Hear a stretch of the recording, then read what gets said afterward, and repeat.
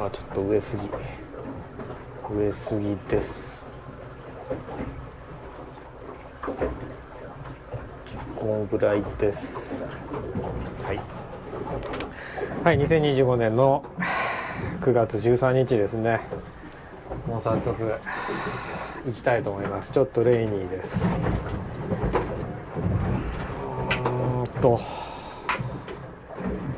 ちょっとレイニーですね。ちょびっとレイニーです。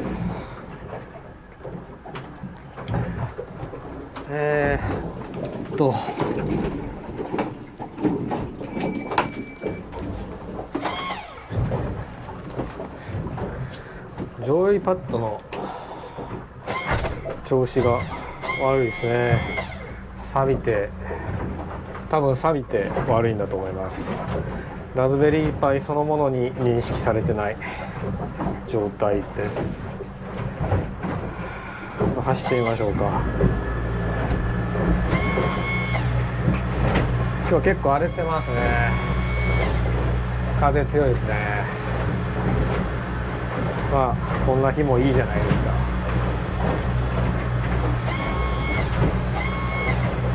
ちょっと広いとこまで持っていきます。いやー、だいぶ涼しくなってきましたね。で、AWS-1 の製品化に向けて、着々と仕事をしつつですね、前に言ったポリティカルな事情ですね、そこを徹底的に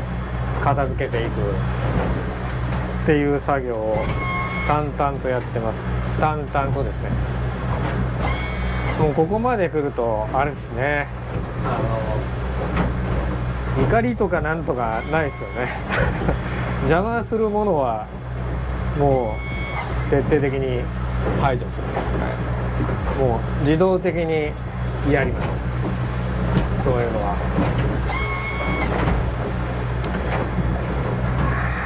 そういう格好ですね。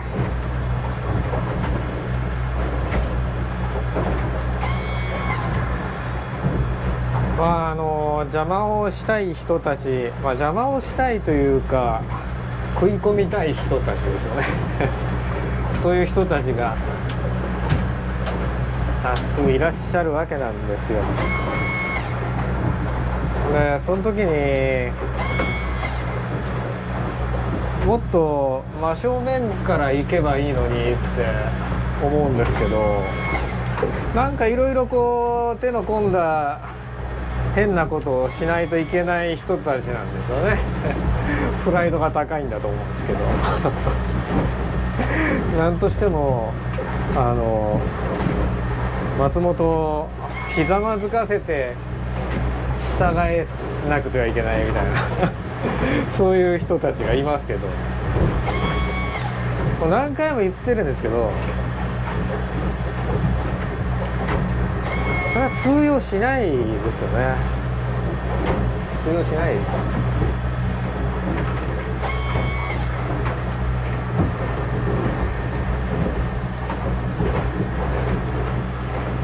もう圧力に屈したりはしないっていうのは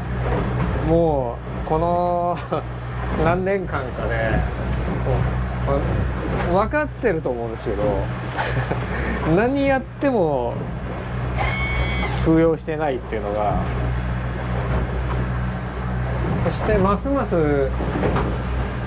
それに屈服する要素がないですよね最近は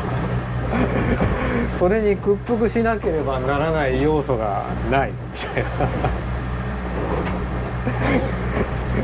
それがなんかね、見ててまだこれやるのみたいな、ちょっと不思議ですよね。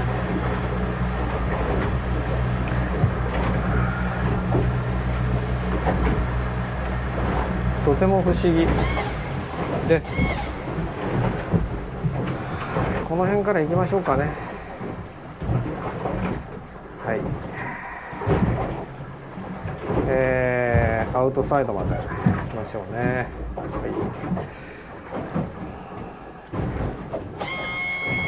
はい、はい、じゃあ自立高校スタートです。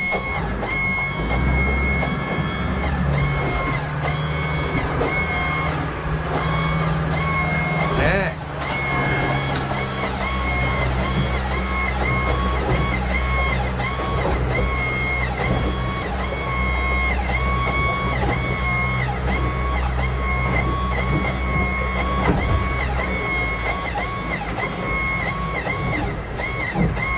正面から船来ますね。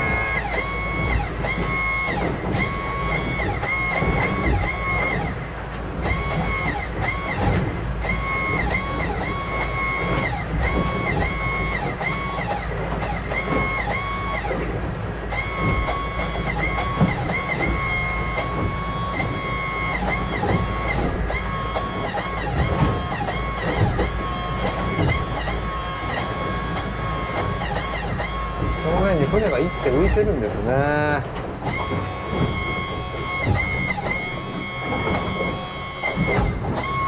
船一手浮いてますし、正面から船来ますしっていう、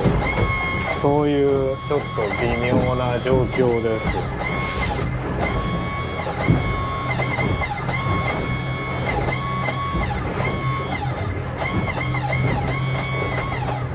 正面の船は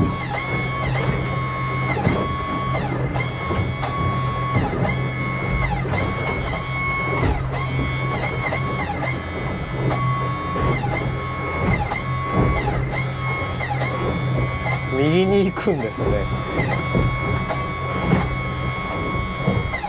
まあ AWS-1 はなので左へ避けましたが、また別の船が正面から来るんですね。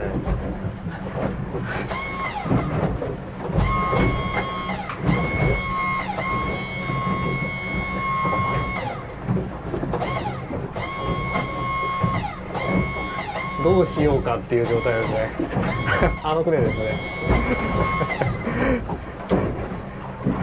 あの船がまた来るので、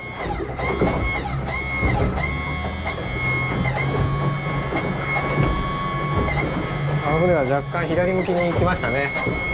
はい、なんで AW3 はこのままでいいでしょう。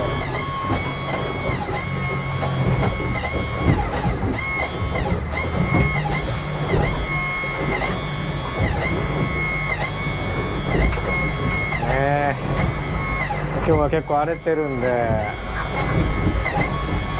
AWS-1 もクラッタの中から小型船舶をつまみ出すのに苦心してますね。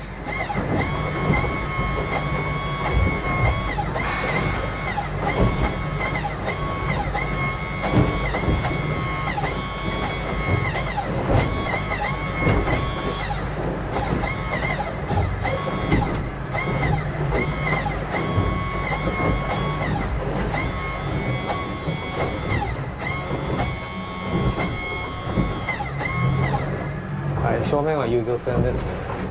なのでちょっと左に迂回していかないといけないところですね。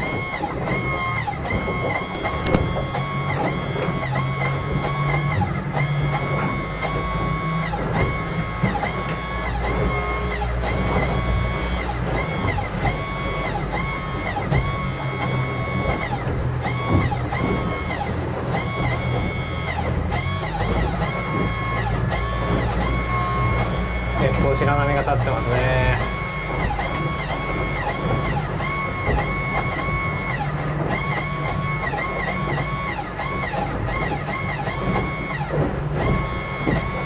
難しい状況ですね。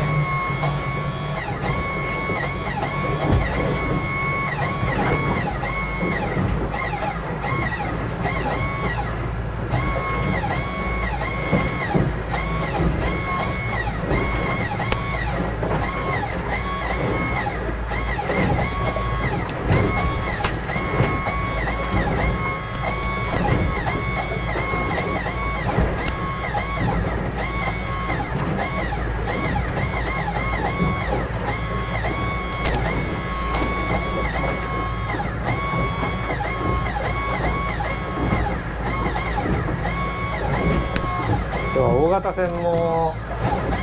ね接舷してる船が多いんで、レーダーのノイズも多いですね。でノイズが多くなるとそのノイズを削減しようとして小型船舶がまた消えるみたいな、そういうのがあるんですよ。それは厳しいんですよね。まあ港湾の中はやっぱりそういう意味でとっても難しいんですよね。でこれも根本的に解決する方法っていろいろ僕は考えてるんですけど、まずはそこよりもやることが先にやることがあるでしょうみたいなそういう話ですよね。やるべきことはいっぱいあるんですよ。今のこの現状の AWS-1 でもうね世界的に見てもう圧倒的な技術水準にあると僕は思ってるんですけど、思ってるというか確信してるんですけどそれでもまだまだその自分がやればもっとできる部分っていうのがいろいろやり残して残ってる。でそれはなんで残ってるかっていうと、やっぱりこう海の環境って実験がすごいやりにくいんで、そのコードを生産してもそれをテストしきることがなかなかできないですよね。で問題が発生してもその問題の原因を突き止めるのにものすごい時間がかかる。でもちろんシミュレーションでレベルで出せるような問題っていうのはもう全然普通に陸の上で出して潰していってはいるんですけど、やっぱり現実の海の上に出てくると非常に複雑で何が原因でそれが起こってるのかっていうのが分かりにくいっていうことがあるんですよね。ちょっと隣の林遊船っぽい船が走り始めましたので、林遊船ではないのか、青いけど違うっぽいですね。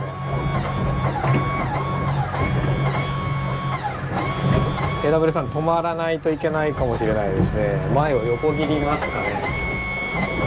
前を横切りそうですがどうなんでしょう。おっと止まったねAW さんあの船が横切るつもりでちょっと右側に引っ掛けてたんですけど止まりましたね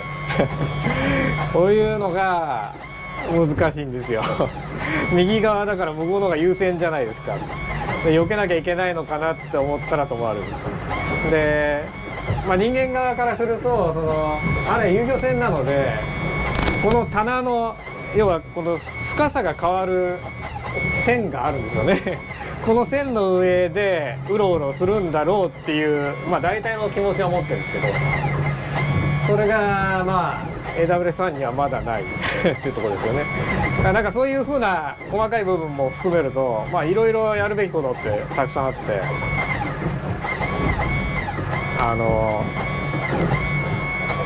長いですよまだ先は。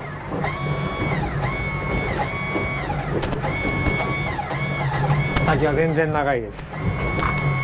やればやるほど良くなります。左に避け始めたのは正面から船が来てるんですね。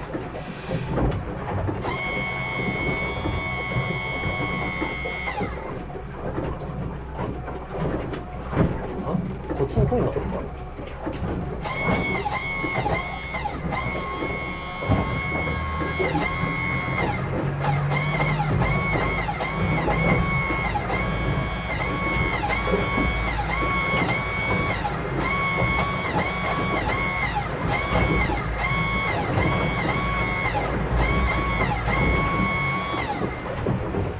なんでこっちに来るの？あの船なんであの船こっちに来るの？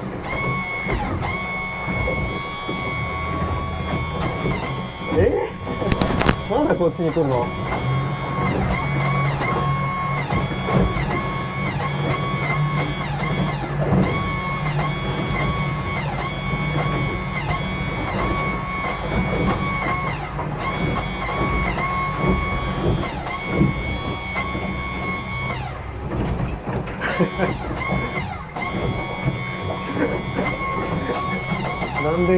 こっちに来るんですかね。わかんないですね。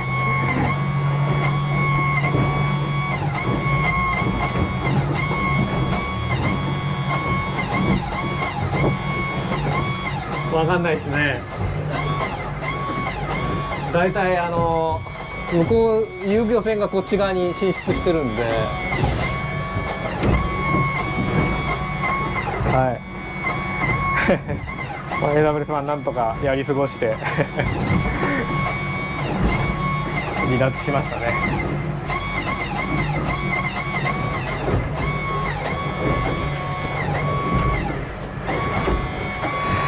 暑いな。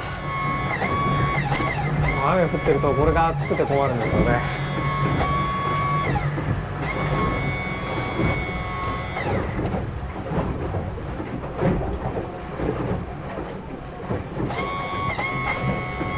吉野家さんが出口にいる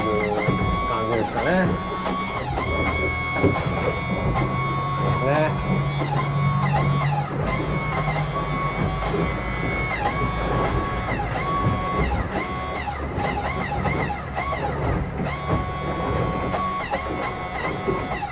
ノイジーだな。めちゃくちゃノイジー。これはも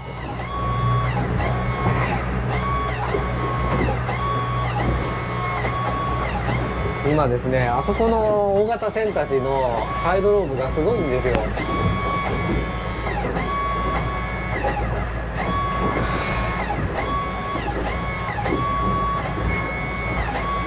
キャンセルできるレベルじゃないですね、これね。また波もあるんで厳しい状態になってますね。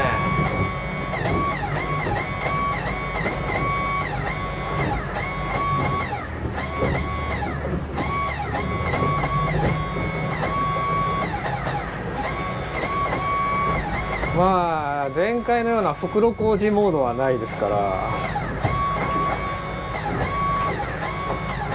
それが救いですかねそれが救いなんじゃないでしょうか。はい、吉野家さんのポジションを超えたら右に曲げると思います。そういうルートができてます。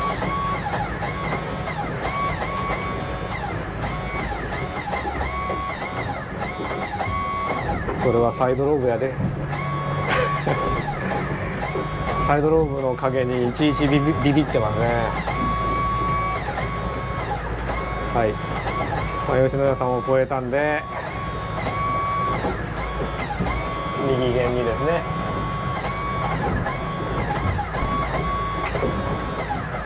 そろそろ出口に向かってアプローチしていくところでしょう。はい、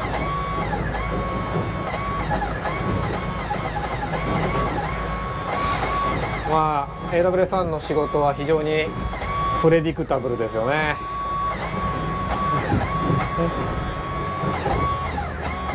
あっと、なんで止まった？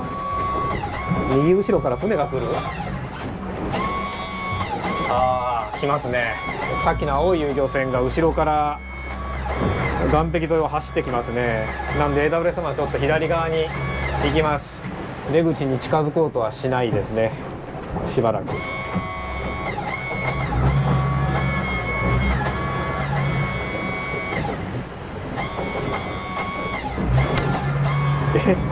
今度は吉野家さんが接近してる。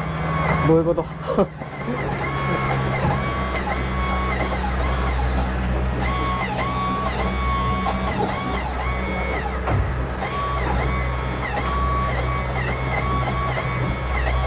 今度は吉野家さんが接近してましたね。で慌ててちょっと遠のいてる状態です。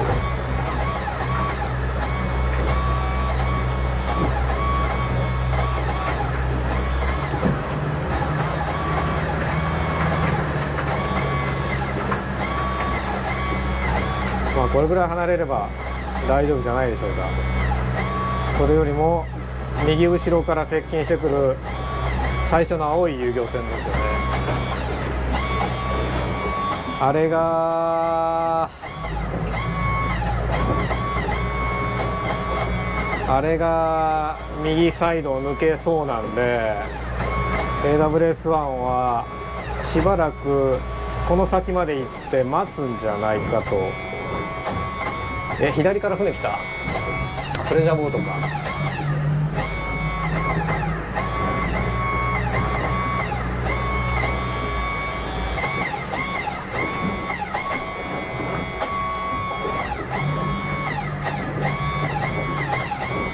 ちょっと雨降ってきた。雨が入ってきますね。はい、これが来るんですよ。これが来るってのと、左からプレジャーボートが来てるんですよ。見えないと思うんですけど。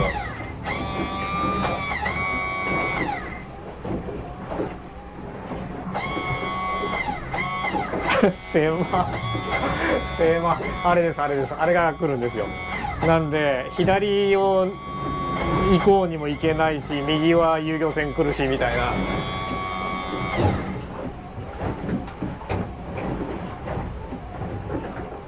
遊漁船がですね、こっち側に入ってくるのか。止まりましたね。ちょっとよくわかんない動きしてますけど遊漁船止まりましたね。はい、右から来てた遊漁船が止まりました。で、AWS-1 はこの左斜めから来るの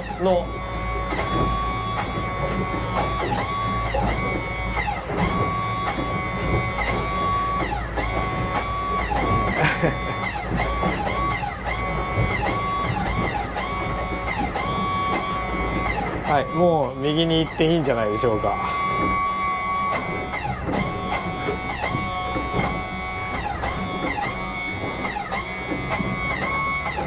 いいんじゃないでしょうかね。いいんじゃないでしょうか。はい、また左から船来てますけど、もう AWS-1 の後ろですよね、ベクトルが。はい、今日も怪しげトラフィックでしたけどなんとか港の中をやり過ごしましたね。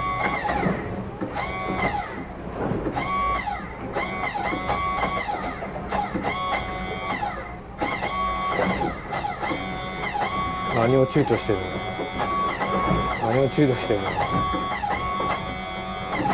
左から船来る。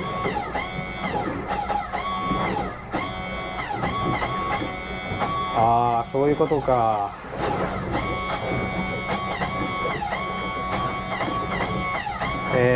正面にですね、なんか船を捉えてるんですよね。で、ちょっと右側にずれながら走りたいと思ってるみたいです。それはあんま心配ないと思うんですけど、多分大型船のことだと思うんですよね。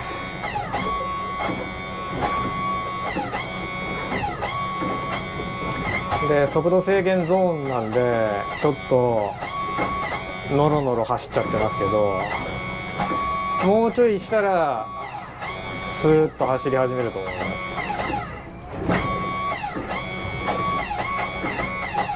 す。速度制限ゾーンでの旋回が大変なんですよね。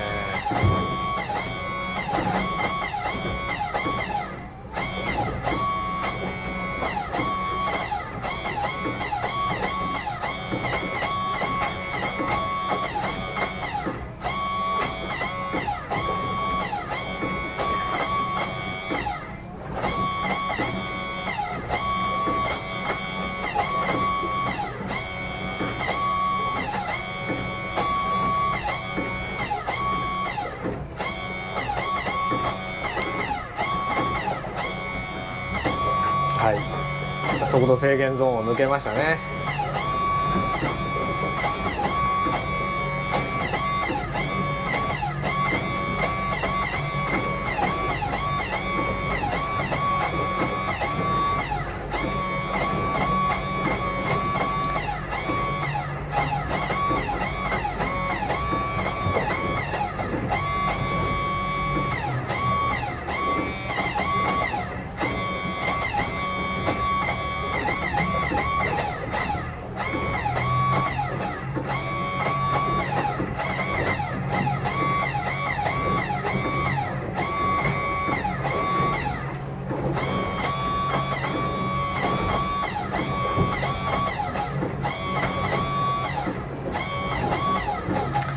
はい、もうアウトサイド来ましたね。いや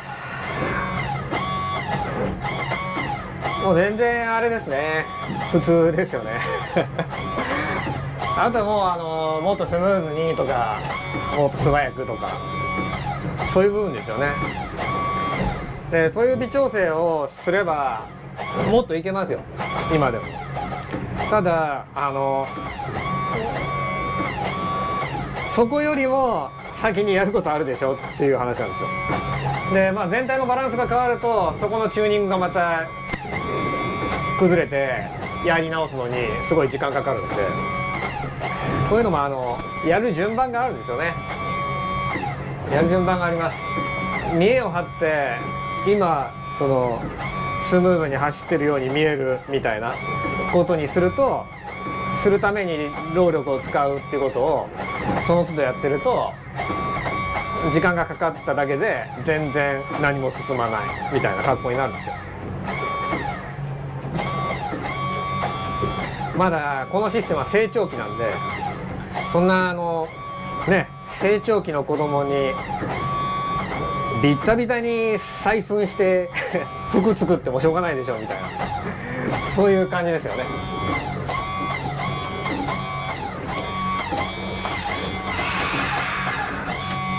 雨止みました。はい、そんなノリです。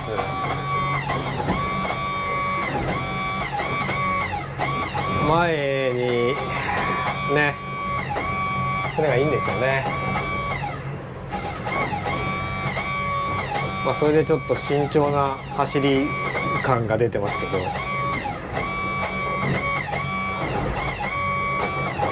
いいんじゃないでしょうか。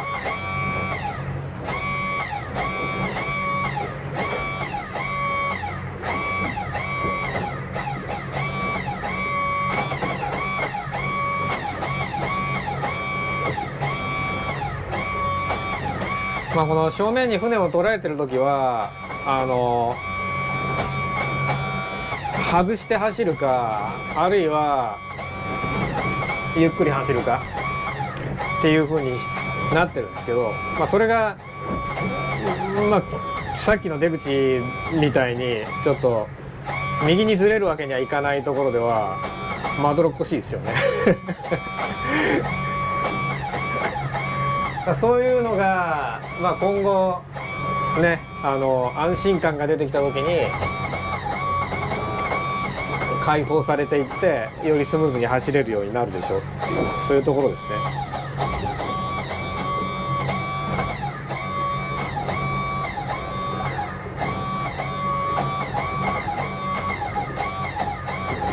でこれ今、口で喋ったようなことっていうのを個別にプログラムとしてif else の分岐みたいなやつで書いてるわけじゃないんですよ。もっと数値的にそれをモデル化してるっていう部分があって、今言ったようなことっていうのを非常に複雑なプログラムを書くんではなくて、割とすっきりしたアルゴリズムの中にその意思を反映してます。なので思ったよりもアルゴリズム自体はシンプルです。ただパラメータがより複雑な状況に対応しようと思った時に、こういうモードが必要だよねっていうパラメータが導入されて、それに対するオプティマルな値を探索していくっていうのはちょっと簡単な作業ではないです簡単な作業ではないです。でそれはニューラルネットワークのオプティマイゼーションとはちょっと趣が違いますけど、そんなに違う話ではないですね。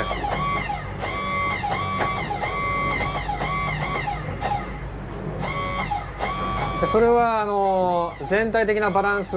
運動パラメータであったりとか何であったりとかっていうところと非常に関係があるので、なんていうんですかね、シミュレーションではやっぱり合わないんですよ。シミュレーションに合うようにギチギチにパラメータをコントロールしてしまうと、現実世界に出てきた時に全然ダメなんですよ。それがまたシミュレーションはざっくりしたところしか見ないですよね。そういうのをさじ加減があるんですよ。これもこんぐらいやろみたいなでそのさじ加減っていうのはどっから出てくるのかっていうと、僕の経験から出てくるんですよでこれ一体何なのかっていうと、要は僕は僕のワールドモデルが頭の中にあるわけなんですよね。ワールドモデルが。でその中で培われてきた何ショットかの会場のワールドモデルがあるわけなんですよ。でそこからその AWS-1 のアルゴリズムであったりとかなんかのモデルであったりとかっていうのがこんな感じなんじゃないのってひねり出されてるわけなんですよねでそれはもうなんていうんですかね、これもう学術とかじゃないですよね。なんかまあ学術これニュートンとかがこれ嘘か誠かって話ありますけど、リンゴが落ちるのを見てこういう式だみたいな話を思いついたみたいな、そんな話ありますけど、要はこのソフトウェアのですね、いろいろな部分っていうののモデルはこうであるべきだろうとか、でその定数っていうのはこんなもんであるべきだろうみたいな、そこが僕の感覚から出てくるんですよなんで非常にデータが得られるデータが海の場合は限られてるってこの間も言いましたけど、その中で現実的なモデルを用意して使っていかないといけないっていうことになった時に、乱暴に非常にディープでラージなモデル、ニューラルネットワークみたいなものを作ってデータを単純に大量にぶっ込めばいいじゃないっていうことをやると、まず十中八九無理なんですよでこれは僕は無理だって言ってるのは今なお継続してますが全然できてないですっていう話ですね。でこんなモデル使うんだったら全然お手製のモデルの方がうまくいきますよっていうのが現状なんですよ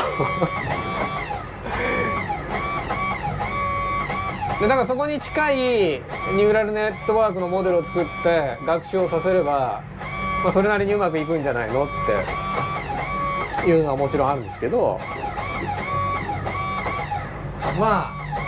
その辺ですよね。その辺ですよ、議論はでそういう絞り込みっていうのはやっぱり例えば AI の専門家みたいな人がいて、でデータだけを見てこのデータにならこういうモデルだろう、こういうトレーニングだろうみたいなことを言うのよりは、僕が絞り込んだモデルの方が絶対収束させられると俺は思ってるんですよでそういうのがあるんで、なんていうんですかね、一人でやってるのに対して、要は自分のポケットマネーだけで一人でやってるのに対してより大きなチームとか企業がですね取り組んだら負けるんじゃないのみたいな風に思ってる人たちはいると思うんですけどこれはもうこの5年ぐらい見て分かったと思うんですよ。全然勝負にもならないっていうことですね。勝負にもならないんですよ。負けるとかそういうレベルではすらないんですよ。でこれはなんでなのかっていうのはそういう部分なんですよ。そういう部分があるからなんですよね。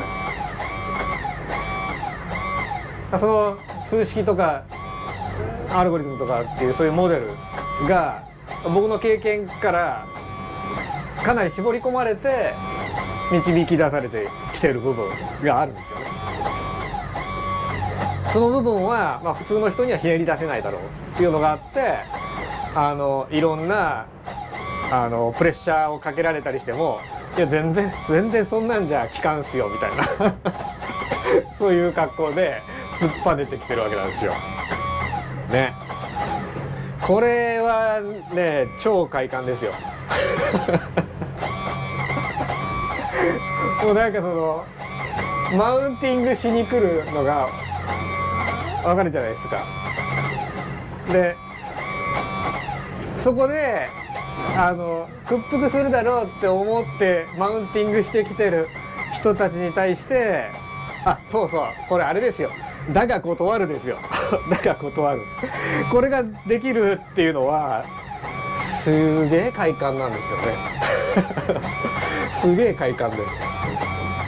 この快感を知ってる人は世の中にすごく少ないと思いますね。まあそれはいいですよ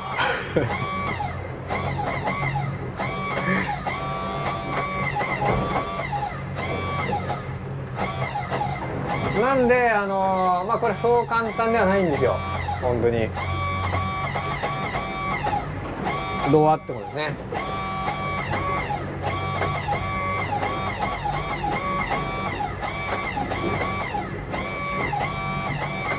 で、まあ、僕としてもこの10年間やり続けてこられたのっていうのは、まあ、やっぱそう簡単ではないなっていうのがあったからなんですよね。簡単なことだったらすぐ飽きちゃいますからね。今日はウミネコさんたちが探してるモードを感じますね。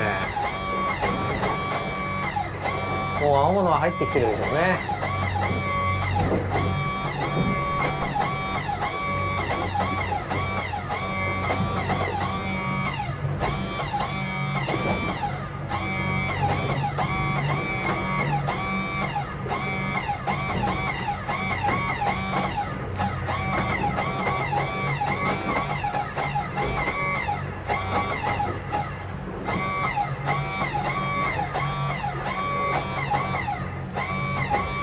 で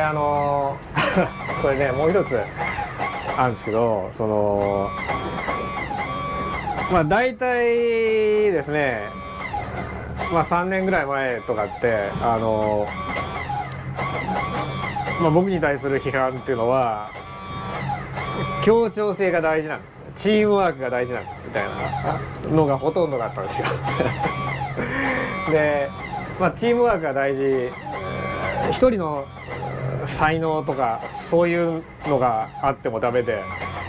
今チームがないと仕事はできない時代だからチームワークが大事みたいな、そういう話ですね。であいつはチームワークを知らないとかいう話なんですよであいつはマネージメントの経験をしてないとかそういう話なんですよねでただそれをまあすごいアピールしてプレッシャーはかけられましたけど、僕は全然脅威に感じてなかったんですよ。全然脅威じゃなかったんですよ。で要はそういうふうに言ってる人たちは言うのはいいんですけど全然成果上げてないじゃないですか現実問題として、まあ上げた感は出してますけど全然成果上げてないというのは僕の目にはもう明らかだったんで、チームがあろうがなんだろうが成果を上げなければ意味ないんですよ。意味ないです。マネージメントも何人をマネージメントしたところで成果が上がってないマネージメントには価値がないですよっていうことなんですよ。でまあその人たちがやってきたマネージメントは価値を生んでないわけだから、その人たちの経験っていうのは間違ってるんですよっていうことですね。全然脅威じゃないです。でまあこれはですねなんでその人数がいたからといってできないのか、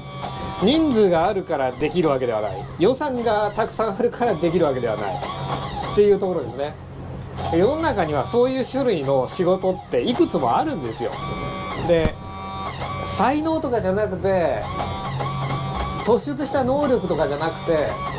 チームなんだっていうことを言ってる人たちはもうちょっと世の中のいろいろな仕事を見た方がいいと思うんですよ。これがその種類に入るのかどうかっていうことですね。でまあ極端な話、例えばですよ、8000メートルの未踏の壁に登るのにたった一人でそれを登りましたっていう人は出てくる可能性があるじゃないですか。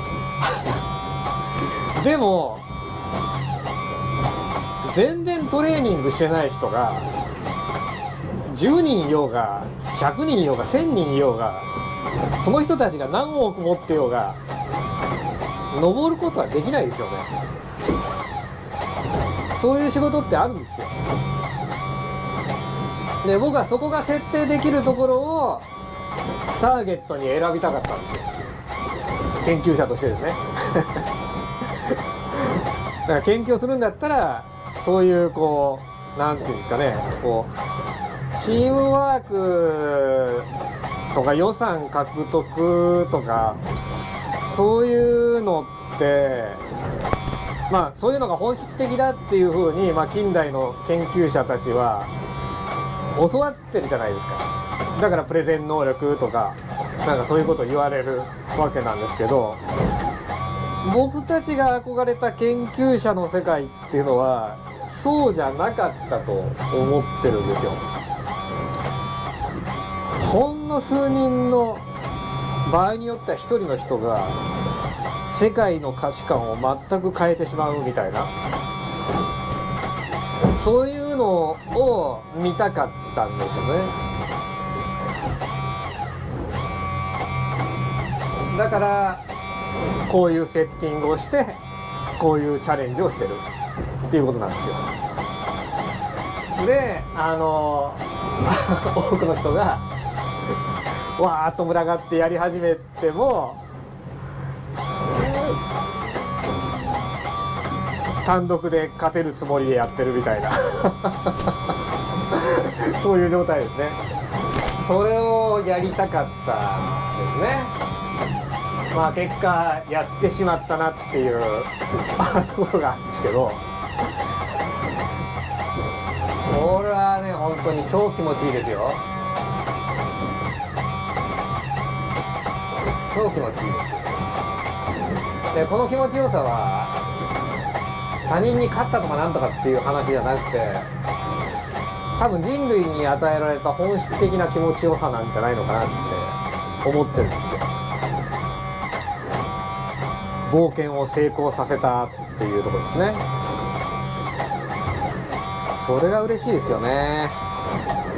それが嬉しい。さあ12時なんで飯でも食いましょうかね。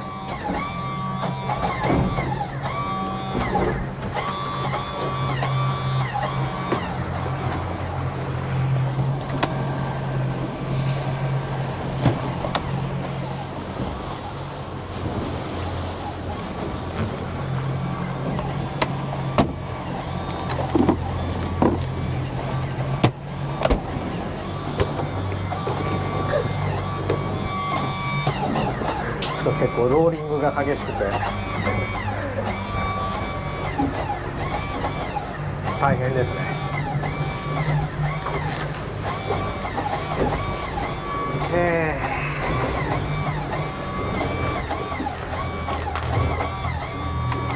バッテラが偏っちゃってますね。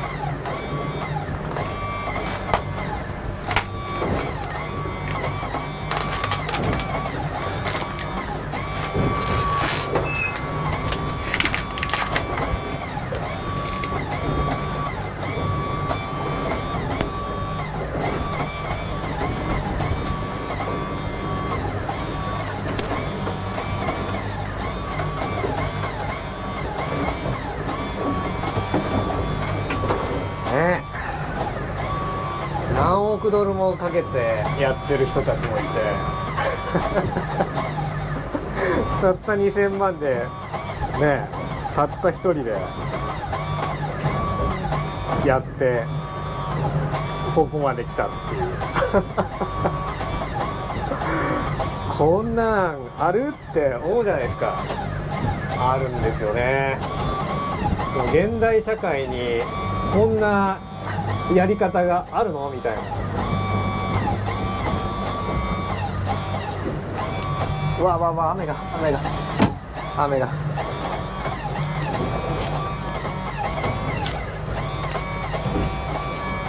が面白いですよね。波が立ってきましたね。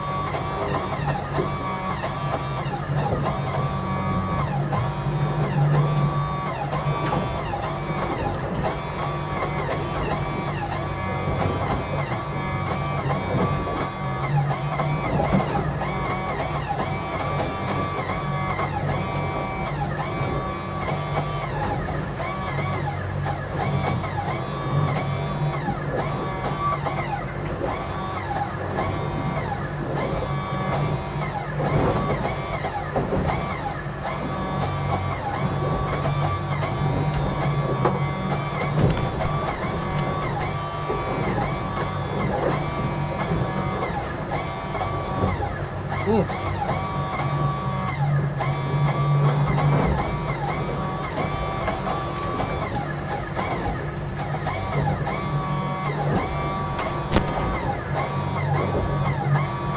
あともうちょっとですね。結構波高くなってきましたね。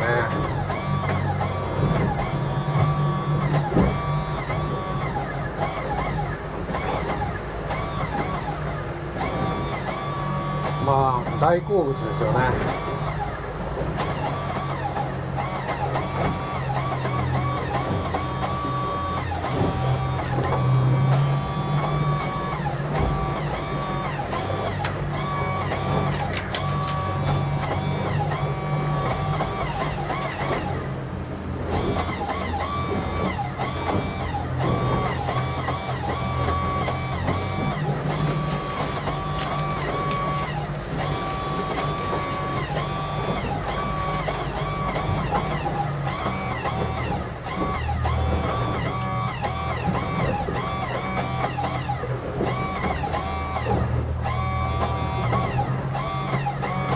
あと10メーターぐらいですね。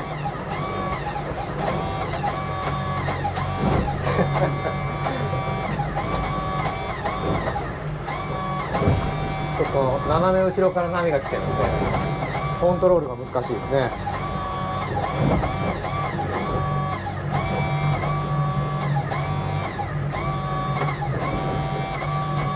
でこういう時に結構ウェイポイントに入るのにしくじったりして、しくじんなかったですね今日はしくじったりして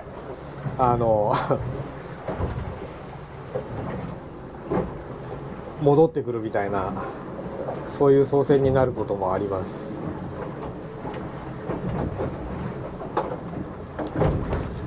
いやーよかったですね。もう AWS-1 の調子はバッチリですね。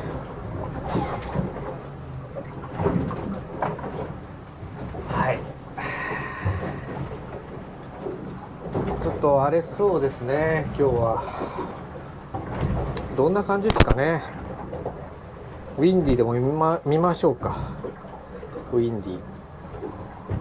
おお、風ビュンビュンですな、ビュンビュンですな。日本列島の上に気圧の谷がありますね。今日は早く帰んないとですね。こっからやばいっすねこっからやばいっすね。ちょっとまあ何キャストしてから帰りましょう。終わります。さよなら。